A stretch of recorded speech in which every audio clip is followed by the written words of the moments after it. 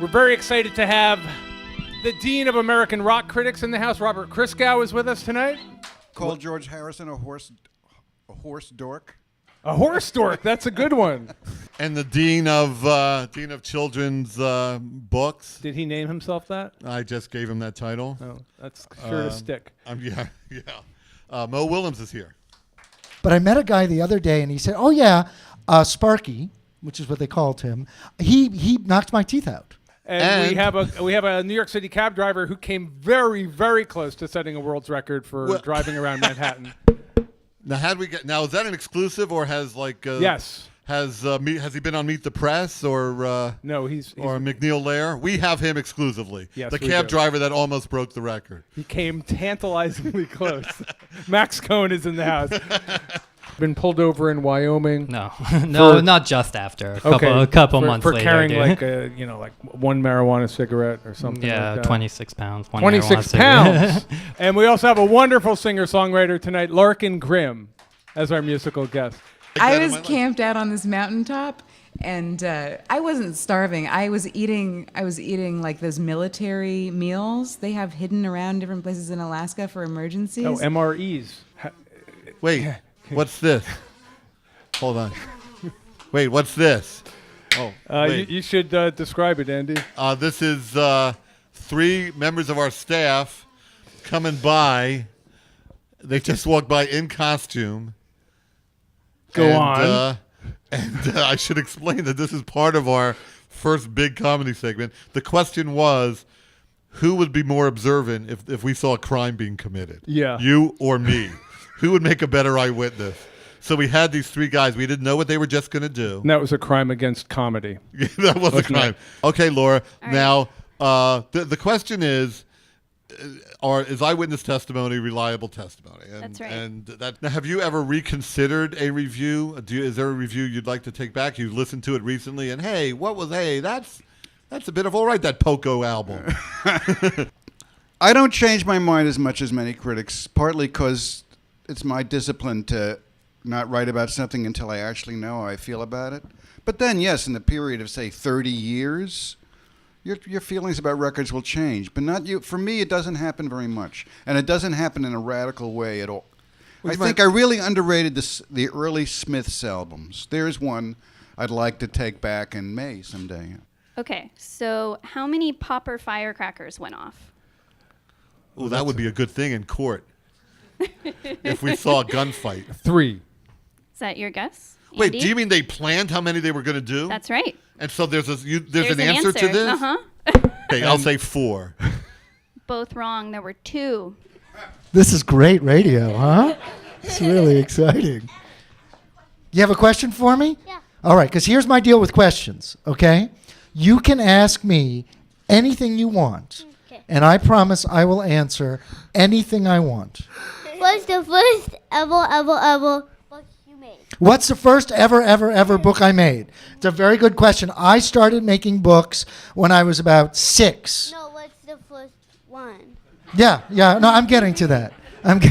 Thank you, Fox News. I'm getting there.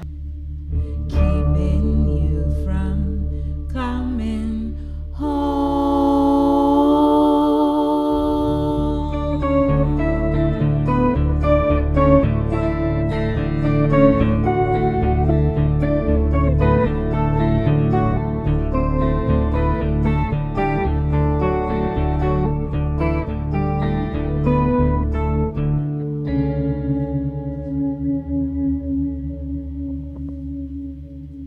One of them had a kazoo.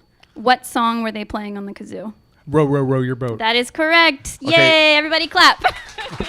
And are you still finding new music every month? Absolutely. I mean, look, it's a lot of stuff in the old rock world, which is kind of where all rock critics are stuck these days, that I think is complete baloney, and I say so. Although I don't write negative reviews in this blog. Hey, can I take 1 second to just read this, your bio? It's the most interesting bio I've ever read. Parents were 1960s San Francisco hippies who got involved with the Holy Order of Mans.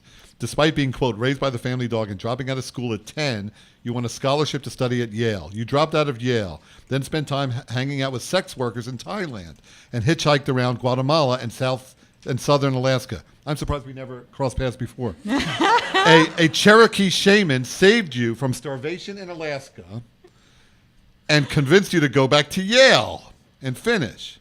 Recently, this week, I gave an A review to an album of, it's the soundtrack to an album about a guy named Louis Sarno who's lived with the Pygmies in Central African Republic. The soundtrack is wonderful. It's called Oka, O-K-A. Listen, Oka.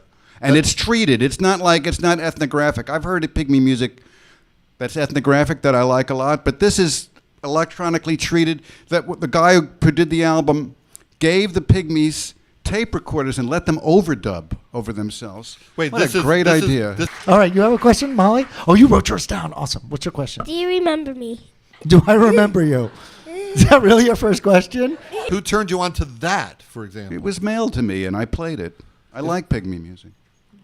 That's a whole. It's a subgenre. Well, yeah, Pygmies make Andy, their own Andy music. likes analog pygmy music. I prefer the electronic pygmy music. I'm surprised there's Could not you a ever whole. listen to I'm Pygmy surprised there's music, not a whole Ken? show Yes. at WFMU. Yes, FMU you know them Mabuti Piggy restaurant? FMU one time played 3 hours of pygmy music. It's fabulous. But then I they know. decided it was too mainstream for them.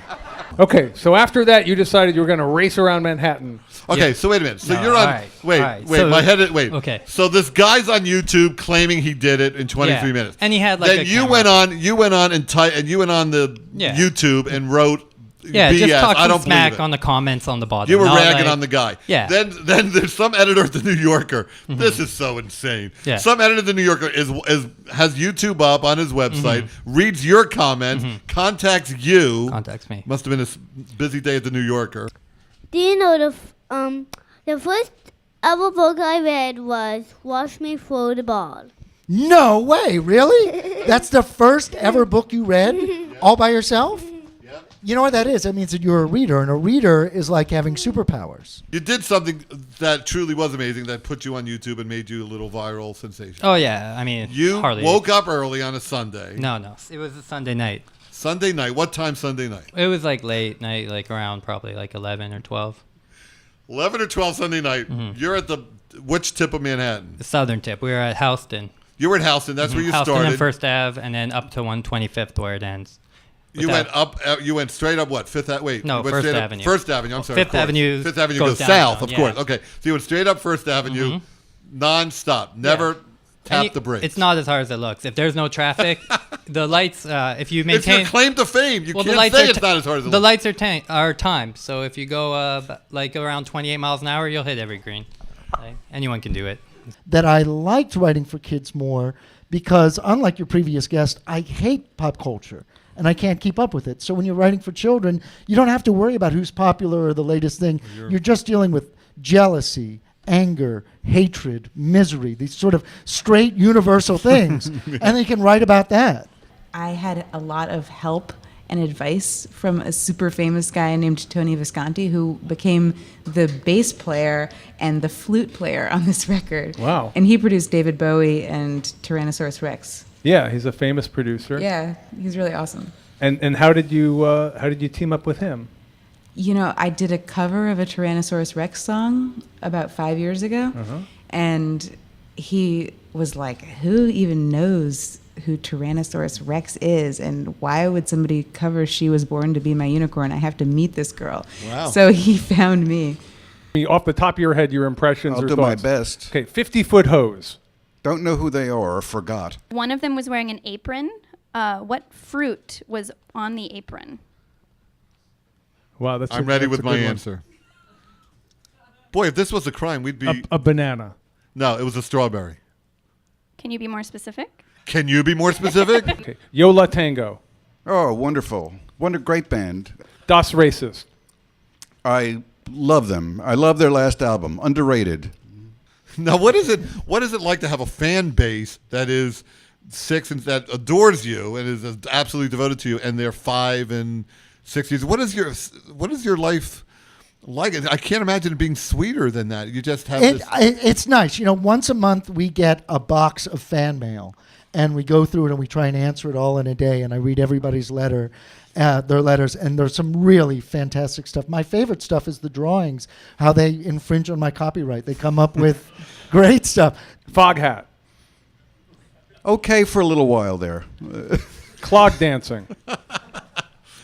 Have no interest in clog dancing whatsoever. Well, and then who's the hero of your life? What publisher found that? Hyperion. I had 28 editors say your book is unusual, and the 29th said that's not a pejorative. Wow. That's a great lesson there. Yeah. So never give up, Ken. Keep plugging. Thanks, Sandy. No, your little radio station has a future. If you just keep plugging and you There never you give go. up. Can I shake your hand again? Sunday night. This is amazing. I can't believe I met you. Thank you. It's not that. Ken, do you have any questions? for Andy, I Max? have a million questions because he's a fellow cab driver. I was a cab driver. I know you have no respect for What was cab that? drivers. What number was your That's act? true. No respect at all.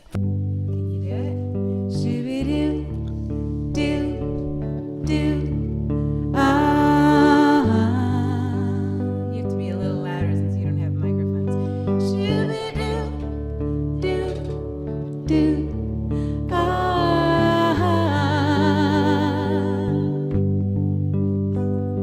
I know you're like a wild rose, you're like a train